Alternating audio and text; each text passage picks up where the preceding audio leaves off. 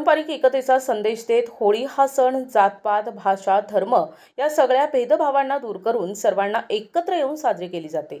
वाईट प्रवृत्तीवर चांगुलपणाचा विजय आणि आपले अज्ञान या होळीत दहन केले जातात। होळीच्या निमित्तानं वाईट विचार, अहंकार आणि द्वेष नष्ट करून सकारात्मकता अंगीकारण्याचा संदेश घेण्याचा उत्साह नागरिकांमध्ये असतो।